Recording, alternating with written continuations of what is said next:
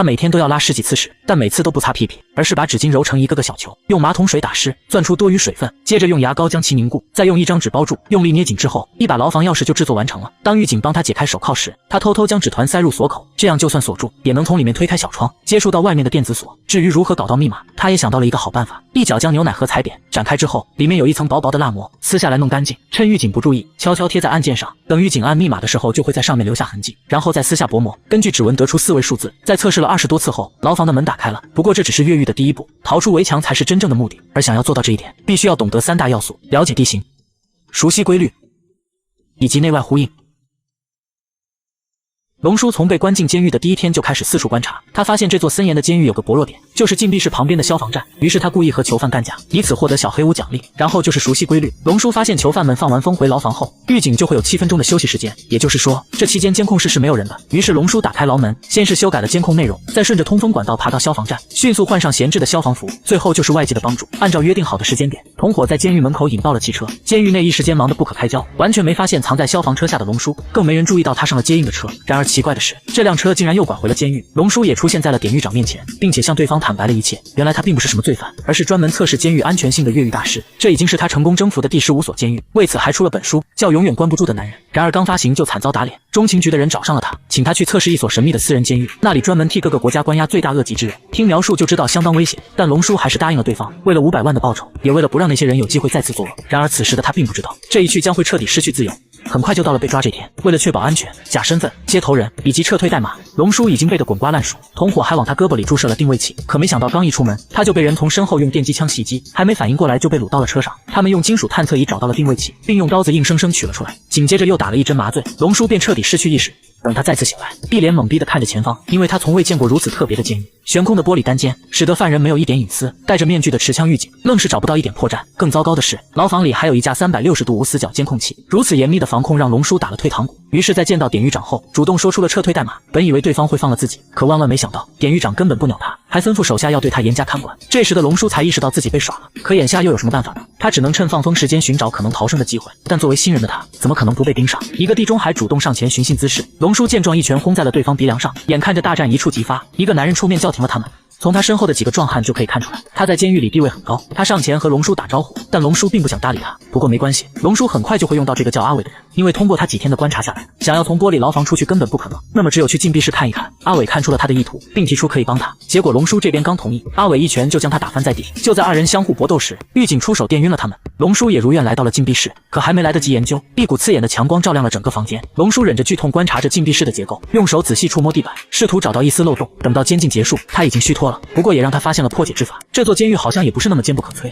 他再次找到阿伟，说想要一块金属片，只要找到就可以带你出去。阿伟爽快的同意之后，下一秒就告诉狱警有人要越狱。狱警将他带到了审讯室，面对典狱长的质问，阿伟开始胡言乱语，甚至出口骂典狱长的母亲，气得典狱长当即让手下实施水刑。他们拿高压水管堵住阿伟的嘴，疯狂往里面灌水，而典狱长则悠闲地看着手表。等他喊停时，阿伟刚好剩下最后一口气。而也就在这时，阿伟迅速偷走下水口的盖子，回来之后他将盖子交给龙叔，也成功获得了龙叔的信任。龙叔向他坦白自己是越狱大师，并且将越狱计划告诉了他。原来龙叔发现这里的建筑结构都是纵向的，这就说明监狱很有可能是在地下，而禁闭室的地下有水声，他推测那里应该是导水管，只要顺着它向上爬，肯定能到达地面。而现在要做的就是重新回到禁闭室。阿伟听后觉得这方法可行，主动请缨去拉仇恨，而龙叔则趁机把一块面包攥进手心，随后也加入了战斗。狱警很快就把他们都关到了禁闭室。一进来，龙叔立马拿出提前用牙膏磨亮的金属片，利用反射的强光照到铆钉上，仅10几秒过去，受热的铆钉就崩了出来。龙叔赶紧将其挑出，继续用同样的方法挑出所有铆钉后，他把那块面包塞进嘴里，同时给阿伟发了一个信号。阿伟开始在隔壁大喊大叫，监控室的众人果然被他吸引过去，完全没发现监控内少了一个画面，是龙叔用嚼烂的面包贴住了摄像头。紧接着他掀开钢板，顺着通道来到地下空间，然后又顺着导水管一直向上爬。然而等他用尽浑身力气来到顶部，打开盖子出来后，整个人都呆住了。这儿哪是什么地下，分明是一艘巨大的游轮。这座监狱竟然行驶在海洋之上，而且甲板上全都是武装士兵，想要逃出去根本不可能。绝望的龙叔只能原路返回，可途中又不小心碰到了水阀，人不仅摔了下去，搞得禁闭室还灌了大量的水。关在里面的囚犯开始疯疯狂抱怨。好在千钧一发之际，龙叔成功爬了上来，这才没被狱警发现。不过事后还是暴露了，典狱长发现了铆钉，也明白了龙叔的意图。更糟糕的是，出卖龙叔的同伙给典狱长打来电话，说出了龙叔的一切，还希望龙叔就此留在监狱，这样也能给监狱树立权威，成为世界上最森严的监狱。典狱长很开心的同意了，他命令手下24小时盯着龙叔，只要敢睡觉，就制造声响折磨，要是睡着，就拎起来一顿胖揍，精神与肉体的双重打击，导致龙叔每天都浑浑噩噩，动不动就原地昏倒。可即便是面对这样的伤害，龙叔依旧没有放弃越狱的想法。等到狱警对他开始松懈后，他和阿伟又开始商量计划，想要从大海中逃生，就必须得知道游轮在大海中的位置。龙叔让阿伟帮他弄了一支笔，还有一副眼镜，趁着吃饭时，他偷偷在桌子下制作工具。这个小东西叫做6分仪，通过海平面和北极星的夹角就能测出纬度，但必须要看到天空才能使用。可怎么才能光明正大的去甲板上呢？作为重点监护对象的龙叔是不可能出去的，重担只能放在阿伟身上。他找到监狱里的死对头，希望可以联手越狱。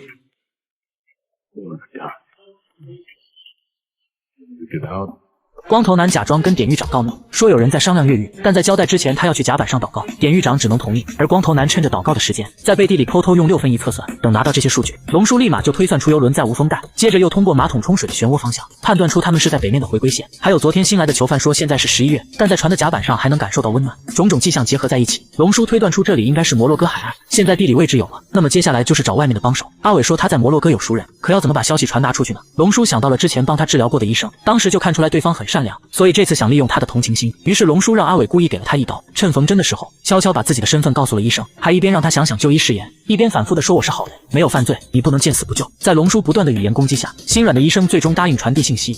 这天晚上，龙叔不停地敲击墙壁，向阿伟传达摩斯密码。谁知典狱长发现了这个小动作，还破译出明天 C 区会发生暴动，并且监控也拍到过龙叔和 C 区的人见面。于是典狱长把大量兵力都派到了 C 区，殊不知这一切都是龙叔的障眼法。发生暴动的根本不是 C 区，而是他所在的 B 区。混乱中，龙叔3人打倒狱警，拿着对方的枪开始越狱。先是破坏掉联网摄像头，还很贱地说了声茄子。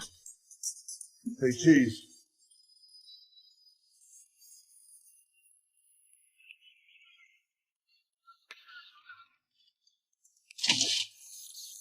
意识到被耍的典狱长立马下令全面封锁监狱，并派出自己的亲信去追击他们。期间光头男不慎中枪，好在龙叔及时关闭舱门，获得了暂时的安全。可让龙叔搞不懂的是，明明拆掉了摄像头，为什么还能这么快追到他们呢？这时一个铁箱引起了他的注意，打开一看，原来是运动传感器。Sir.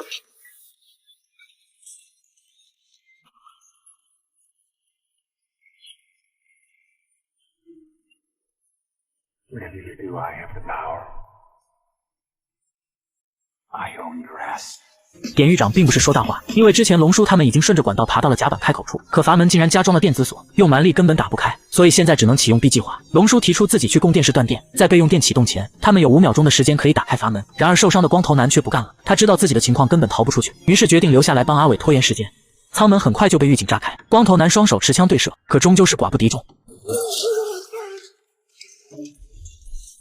龙叔赶到供电室，一拳打晕工作人员，迅速操控电脑关闭电源，监狱的灯全部熄灭。阿伟也成功打开阀门，他来到甲板，救援的直升机刚好赶到，他躲着子弹跑到飞机旁，不过并没有就此离开，而是拿起机关枪，眼神瞬间变得犀利，他要等并肩作战的伙伴出来。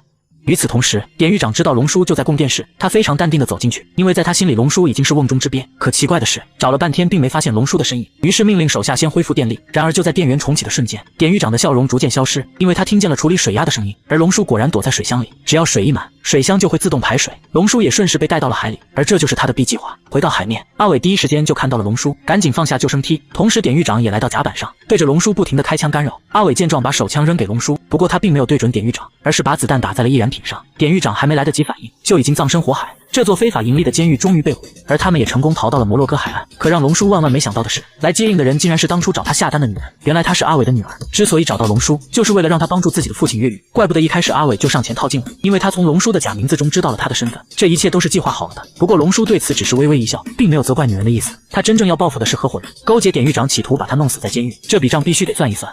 几天后，合伙人从车中醒来，发现自己被装进了集装箱，并且里面十分炎热，就像是在监狱里的禁闭室。更相似的是，集装箱竟然在一艘游轮上，以合伙人的脑子肯定是逃不出去的。等到游轮靠岸，他肯定已经熟透了。而此时的龙叔正挽着女秘书，商量着回家吃烤鸭呢。